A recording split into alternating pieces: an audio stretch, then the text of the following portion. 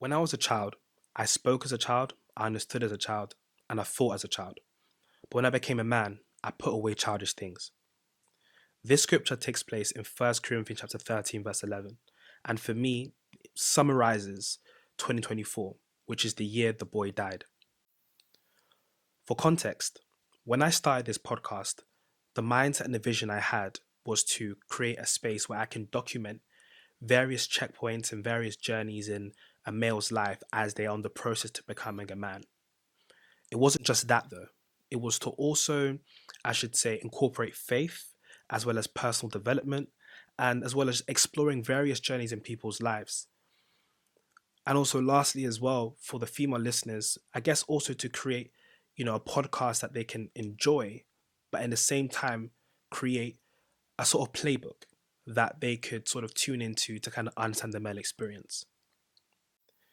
Now, the reason why a podcast like this I believe is extremely important is because sometimes men have not been given a good representation or a healthy representation of what masculinity and manhood looks like.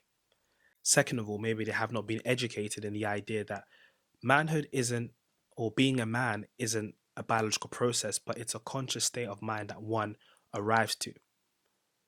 And also, in the last place, it could be a case that men have been miseducated in the idea that they are still using a very hegemonic rhetoric or ideology of masculinity that doesn't fully assimilate to the modern world.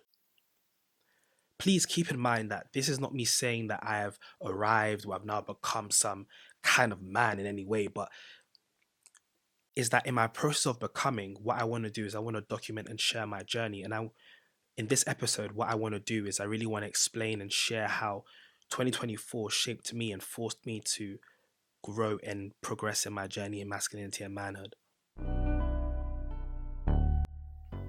There's a quote by Christine Kane which says, "Sometimes when you're in a dark place, you think you have been buried, but actually you've been planted." You see, within every seed is the potential of a thing. So, what I believe is that when God created everything, He didn't create everything in its perfect end. What He did was He planted the potential of a thing within its seed. So, you will understand that, for example, within every seed, there is a tree. And within every tree, there's a chair. Within every cub, there's a lion. Within every boy, there is a man. And this reminds me of a scripture in John chapter 12, verse 24, which says that, "Except a grain of wheat fall into the ground and die, it remaineth alone. But if it dies, it produces much fruit." So, in some sense, unless something dies within itself, the actualization of its potential may fully never materialize. Before a tree is crafted into a chair, it must be stripped of its conveniences, it must be chopped down. And, it's interesting enough that until something reaches its potential, it's never fully enjoyed and blessed by the people that are supposed to receive it. See, a seed eventually has the potential to provide us with wood or furniture. And the same thing within every boy, the potential of a leader, a provider, a husband, and ultimately a man. So, my question is, who are you depriving by not reaching your potential? Now, keep in mind, this might not be, you know, it might be, for example, I should say, your family members, it could be your children, it could be your significant other, but sometimes the person you are depriving is yourself.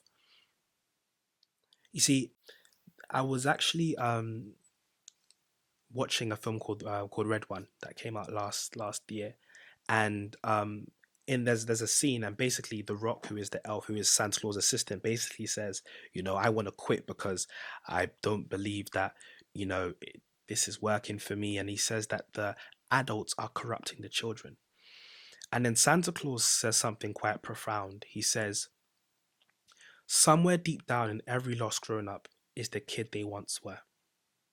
So then it hit me. Something hit me, and I realized that although the film is trying to emphasize, trying to keep that child, that inner child alive, which I agree, I believe that you should, be a child, but, grow up, as in you should be young and vibrant, but then still grow up. But it made me realize that in every man's life, there reaches a stage where the child has to leave. And there is a redefining moment in a male's life where he decides, I have to put aside childish things. So, who is the boy? The boy is the person who hasn't experienced the challenges of life. Neither has he experienced, the removal of the convenience of his current life. This boy hasn't experienced maybe heartbreak or, consequences and responsibilities to some sense. Maybe he hasn't understood the mortality of his own life or the mortality of his parents and loved ones. This person as well maybe hasn't experienced, close family members or loved ones having to move on and leave them and start their own lives and do their own things, and him being left alone. You know, it's interesting how that until the boy has come to the inevitable reality of life and has died to his old lifestyles and philosophy of thinking, he's going to struggle, and he's going to find it very difficult to grow up and move on and to develop as a person until he realizes that one day he needs to understand that he has to save himself and he is responsible for himself. So in 2024, I experienced all of those things. Some degrees more, some degrees less, but what it ultimately did was taught me a number of lessons in that year where I feel like 2025 I want to implement and I also want to share with you guys. So this is 24 lessons I learned in 2024. Firstly, you need to understand the experience that you leave behind.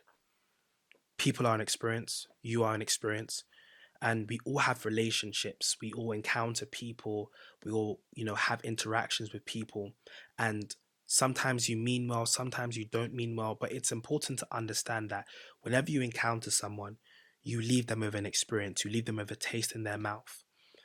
So it's important that you guard your reputation with your life, because you need to be careful and understand that your reputation is more important than rubies and gold. And keep in mind, it's not me to say that, don't be prepared to live your life authentically and trying to adhere to people's, standards. But ultimately what I'm trying to say is you have to keep in mind that whenever you encounter a person, you're dating, whatever it is, understand that you leave them with a memory and you leave them with an experience. So do your best to mean well, to do well, and to treat people well, you know? And also, in the same breath, keep in mind that because people are an experience, in order for you to gauge who you want to keep in your life or remove from your life, ask yourself, what experience is this person giving me? And use that as a metric for you to sort of prune them off or to draw them nearer. Second of all, I learned that life is short. This is very cliche saying life is short, but what it meant for me was that I really understood that life is short. Like every day I'm growing up, and it sounds quite morbid, but every day I'm getting closer to death. So it means that the things that are holding me back, the fears, the temptations, the whatever it is that sometimes are pulling me to a place where maybe I feel incapable, or maybe I'm afraid, or sometimes, I want to tell a person something, or I want to make this person feel a certain level of love from me, or maybe I actually need to remove people from my life. You need to understand that life is on a clock and life is on a time. Life is short. So do what you need to do, mean what you mean to say, and try and live your life as authentically as possible because tomorrow isn't promised. Third of all, no one is coming to save you. Now, as a man, you need to understand you can't marry rich. Like, it's not really a thing. Like, oh, I'm going to marry rich, or, you know, some guys do it. But what I'm trying to say is that you need to understand that you need to save yourself. Like, no one's coming to save you. Unfortunately, the burden of being a man is that you are not just, I guess, the head of your household to a degree, but really you are the foundation. And it means that you need to build yourself up firmly in some way so that people can depend on you, because at the end of the day, you're going to be depended upon. And it's not really going to work the other way as much or as conveniently. So you need to keep in mind that no one's going to give you a level of pity or mercy, or I should say, coddle you in certain phases of your life. You need to save yourself because no one is coming. Fourth, for me personally, this was a big one for me, which is be your own safe space. Learn to love yourself, trust yourself. so that anything else that follows is simply an addition. The more you love yourself, the more you're capable of loving others. And this thing is so vital because you need to be able to create a space for yourself, within yourself, to yourself, so that you set a certain standard of how you like to be loved, how you like to be treated, and how you like to be respected. Because ultimately, people will treat you how you treat yourself. If you are living a certain lifestyle, they're gonna see that and believe that this is the expectation by which they can approach you. This is the standard which by you set yourself.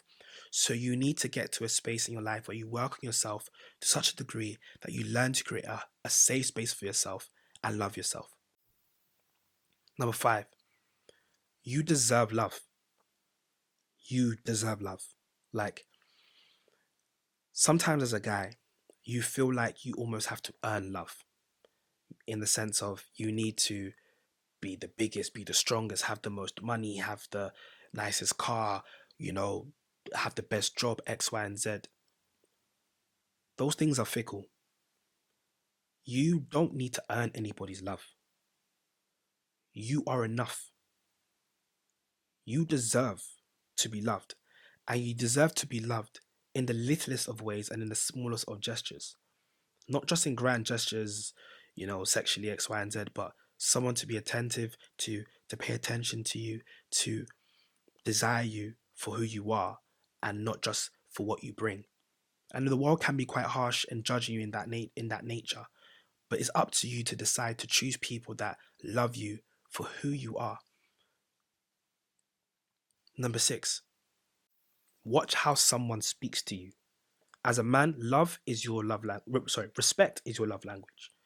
Like you need to understand, yeah, that the way someone speaks to you tends to be an indication of how they view you or what they believe they can get away with. So you need to be very conscious of how people speak to you, how people address you, because ultimately, respect is your love language. It's your ultimate love language. Watch how people speak to you. And if they speak to you incorrectly, nip that in the bud. Number seven, a lot of your experiences are actually a reflection of your inner state, your self perception, your self image. So you need to do work on yourself to reinvent and to reprogram how you see the world and how you see your mind. A lot of experiences probably aren't as bad. Um, and you need to understand that sometimes when you go through certain things, it might not be the situation is as bad as it is, but that you have a perception of your life or of yourself that exacerbates the current circumstances. Or on the flip side, it could be a case of you experiencing a good situation, but you're unable to receive it or to accept it because you have a false or a corrupted self perception or corrupted program in your subconscious that's making it difficult for you to accept those things.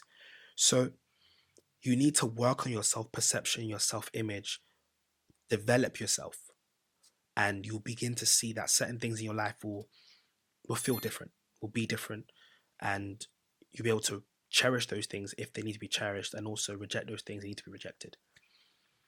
Number eight, embrace and address your feelings and your traumas.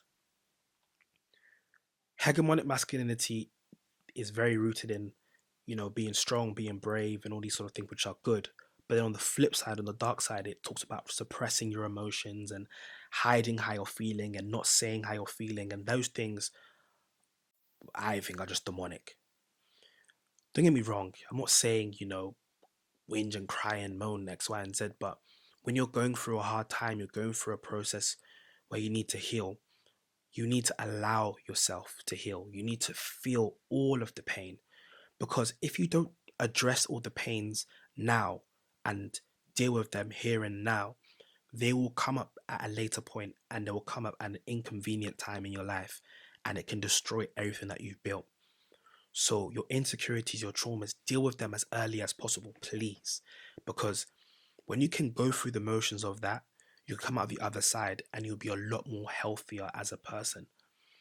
You need to really address your traumas and you need to address your emotions at a given time. It's something that girls are very good at doing, women are really good at doing, and it allows them to go through things and deal with through things a lot quicker. You don't have to go out and tell everybody your emotions all the time, but with yourself, let yourself feel it. embrace it, journal about it, get it out of you, and you'll feel better, I promise. On that note, following is go to therapy. It will help you. Like I was not opposed to therapy, and as a psychologist in degree, I understand therapy. I not understand its values, but I never really took it on board for myself. Going to therapy helped me to not just figure out myself, but also it gave me the tools to sort of understand like how to deal with myself in the presence of other people, in the presence of situations.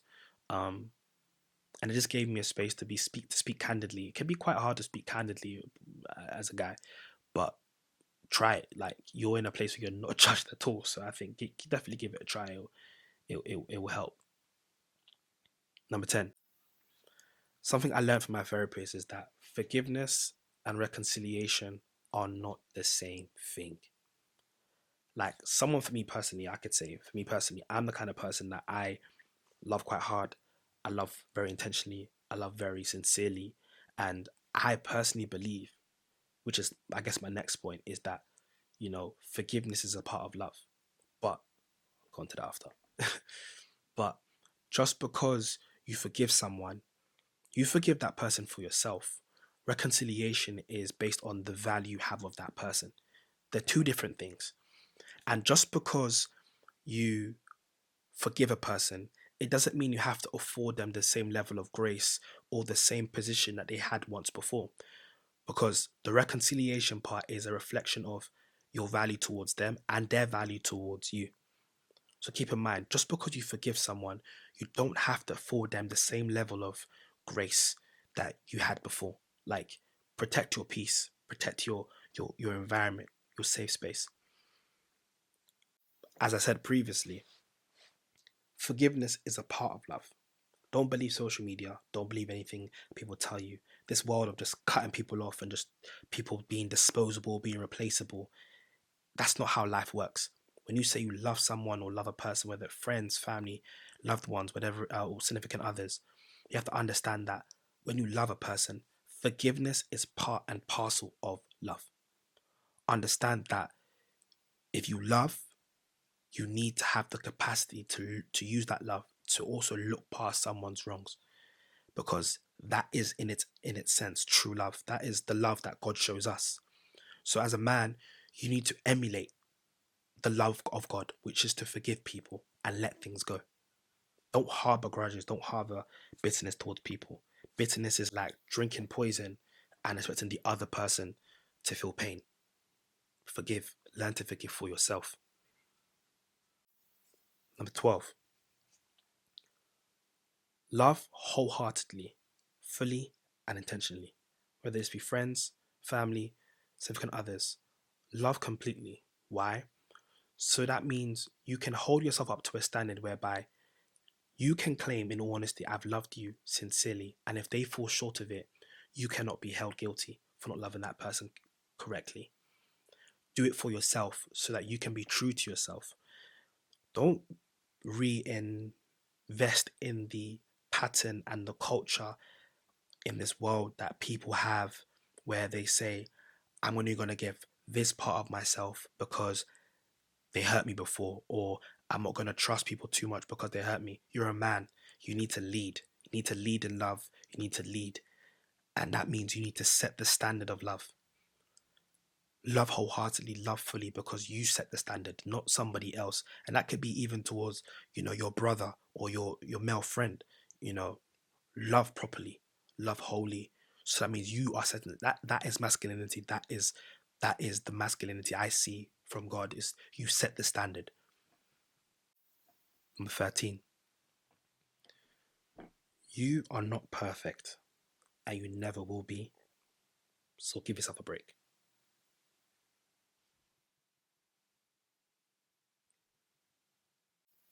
14, you have to be prepared that some decisions you will make you the bad guy in someone else's story. And you have to be okay with that. I can be someone where, like, I kind of, well, in the past, I wanted to be the good guy. I don't want to hurt people, I don't want to do people wrong. But sometimes you have to put yourself first, and that will make you the bad guy in someone's story. You need to be okay with being the villain sometimes. You need to be okay with being the anti-hero. Like you can't tick everyone's boxes, and if you are, then you're a politician. You're not a leader. 15. Challenge yourself. You don't know who you are until you step into the ring. 2024, I had my first fight, and you know, I always thought in my head, I'm this, I'm that, I can knock anybody out, X, Y, and Z. But you need to put yourself in a ring to truly test yourself and understand who are you. Like, because the ring will show you that you may not be who you are. And as a anecdote to that is try things. I'm not just saying in terms of like boxing, but try things. Try things in your life. Put yourself in positions that will challenge you and help you to see who you really are.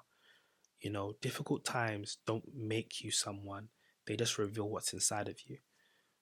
So learn to put yourself in challenges and situations that will reveal what's inside. And then if it's something that needs to be changed or developed, then you can do so. And if it's something that needs to be fed and sort of encouraged, then do so. But you don't know until you try. 16, bro, just do your best. Like, just do your best, man. You can't please everyone. You gotta just do your best in everything. My dad used to say this one thing. He said, anything worth doing is worth doing well. So if you're in the office, you're at work, you are in church, you're, doing a podcast, you are making friends, you are in loving relate, just do your best. Like if it's gonna be something you're gonna do, just do your best at it. Just say I've done it wholeheartedly. 17. You need to come to terms that your parents, they won't live forever. They are human. They will die. And when they do, you need to be strong. 2024, my dad had a stroke. And as I've explained in this podcast before, my I think my mum passed away when I was a kid, and I realized to myself that if my dad had passed away, I would be an orphan. I'm a bit too old for an orphan, but I guess I'd be an orphan. I'd have no parents left. And it was a hard thing to really swallow, to understand the futility and the mortality of life, which is that they're not going to be here forever. And as a man, you need to be the strongest person there in the room because people will now look at you and depend on you. But also keep in mind that you need to be prepared, that it's just a part and parcel of life. So prepare yourself. It's not to be morbid or to be, you know, negative, but it's just life. So you need to prepare yourself for that reality. Do your best to be strong if you're like someone that's experiencing it right now.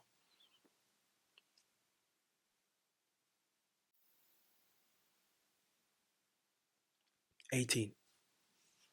You have to give life meaning.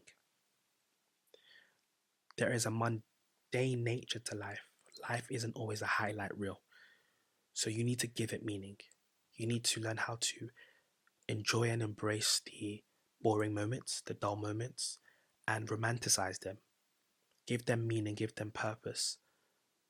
And even if that's just peace, enjoy peace. Because you never know when you're going to get this moment in life again. 19. Understand the art of being alone. Being alone and loneliness are not the same thing. Being alone is being alone with yourself. Like if you're in a room, you are alone with yourself. Being lonely in itself is having no one and no one who cares about you, loves you, X, Y, and Z.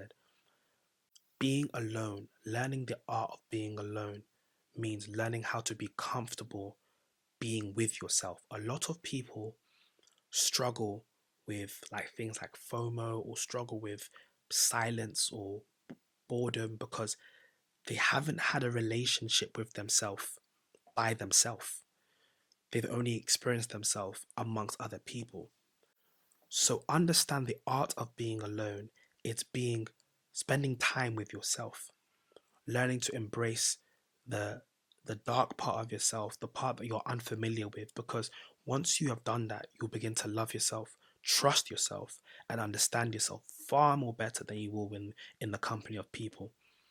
The art of being alone is beautiful because it gives you space to develop and work on yourself and embrace yourself. So seek it out, take time aside, isolate yourself, be with yourself, be alone with yourself, and you'll see that you'll be so surprised that you probably don't know yourself as much as you thought you did. 20. Plan your life as much as you can, but also embrace the unpredictability of life. Just do your best to, every beginning of the year or every couple of months, just take time to set aside and say, this and this is what I want to do. Just try it. You need to start planning your life to some nature. Because if you fail to plan, you plan to fail. Cliche, I know. But you need to have some sort of structure to your life because you need to lead, you know. You need to know at least a rough blueprint of where you're going. You're not going to know all of the nooks and crannies, right? But you need to have some idea. And it just gives you a sense of comfort because it's like, at least you know what you're doing each day or each month or each year. You know what I mean? So plan your life as much as possible. As I said in the beginning about, you deserve love. Also, you are enough. This is not to coddle you and say, don't develop, don't work hard, don't become more, but in who you are in your essence, in who you are in your entirety, in who you are in your core and in your nature, you are enough. Like, you don't need to be more to have the bare necessities and the bare requirements of life, which is to be respected, to be loved, to be adored, to have friends and all these sort. Like, you are enough. Like, don't try and pretend and overlove and overperform to try and earn someone. You're enough. You're enough, bro. I promise. Like, I don't know who I'm speaking to out there, and that person has been me, but you are enough. 22. Do not allow the pain to rob you from giving your gift to the world. Life is tough and life's going to bring some really low moments, you know? So don't allow the pain of heartbreak or losing someone or, you know, betrayal, X, Y, and Z. Don't let it stop you from giving your gift to the world. And your gift to the world is you. Don't let the pain change you and make you into someone else. Because when you were made, when you were designed, when you were, crafted and fabricated by God, God gave you a purpose to bring something to the world. He gave you a gift to bring to the world.